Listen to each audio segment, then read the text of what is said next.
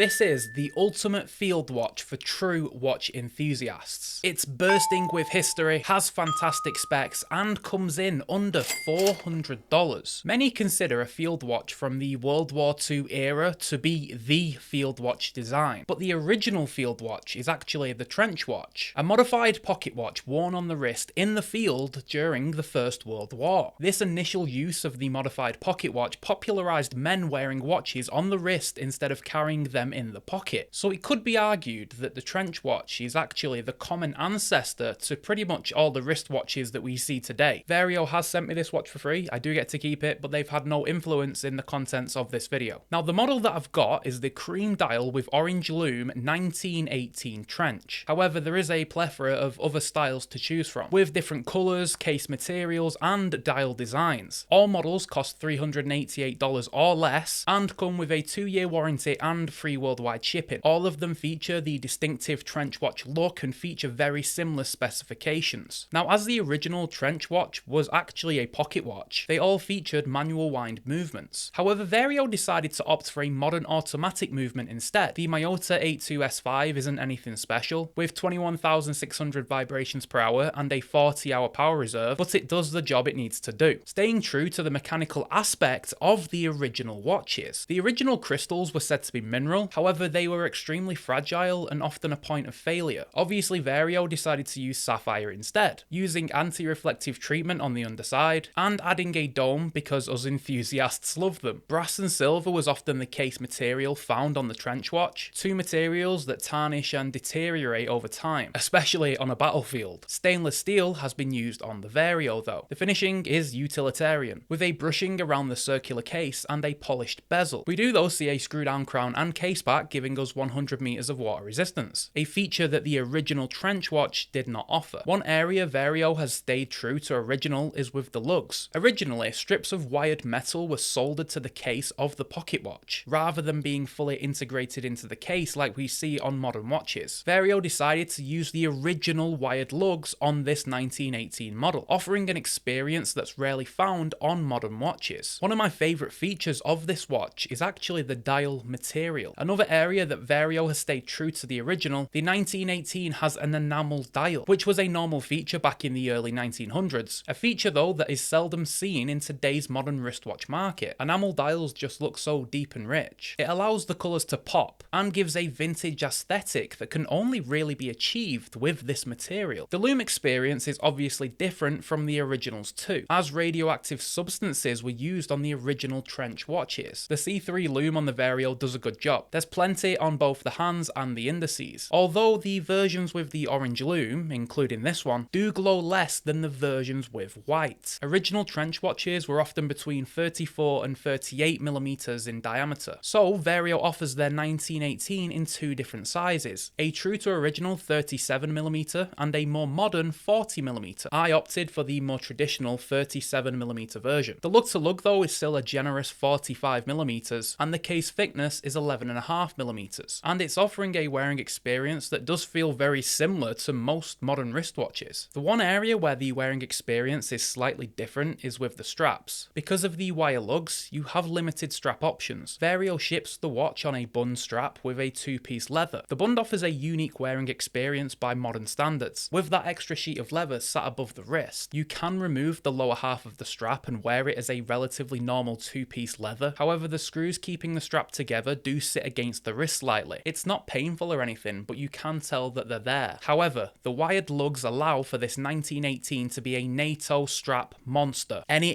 80mm NATO strap will get eaten up for breakfast. My favourite being this chocolate single pass NATO, with those earthy tones matching the dial of the watch. I like how this watch is completely different to anything else that's being offered today. Most brands only create watches styled from the World War II era. It's almost like this style of watch never even existed. I love the unmissable legibility of this watch too. The oversized numerals and cathedral hands are not only true to original, but offer some of the easiest timekeeping possible. I also enjoy the case back of the watch, and that's a bit weird, isn't it? Paying respect to the birth of these watches, with an armed soldier surrounded by poppies. Now, with this movement being in the Miyota 8000 series family, the unidirectional rotor winding does mean some noise on the wrist. It's quiet enough not to bother you, but it's not silky smooth like some other watches I'm sure you've tried in the past. Now, the overall look of this watch is obviously an acquired taste, not something that's for everyone. Now, I absolutely love it, but I can see how some people may find it too old-fashioned. The only design feature that I dislike is how the colour of the hands and numerals don't match perfectly. The hands seem to be a tad bit darker. I'm guessing that's because they've applied more lume to the hands to make them brighter than the indices. The specs of this watch competes with almost any field watch on the market. It's just as good, spec-wise, as the Hamilton Khaki range. In fact, it's even better in some places, with the higher water resistance rating and an automatic movement. This 1918 trench model will happily replace any field watch in a collection. Sure, it doesn't have that tactile feel that a World War II field watch has, but it has an abundance of character instead. With this watch celebrating a point in wristwatch history that is barely covered amongst modern watchmaking, this is genuinely a watch that can only really be appreciated by an enthusiast who understands the history of watches. A true enthusiast who loves the stories, heritage, and the beginnings of this hobby that we all love. You'll find a link to the Vario website down in the description. Go and check out some of the other cool colours and cases that they do. I think you'll like them. However, if this field watch was a little bit too old-fashioned for you and you want something that's a little bit more modern, then go and check out my review on the Vario 1945 field watch, which is styled in the World War II way.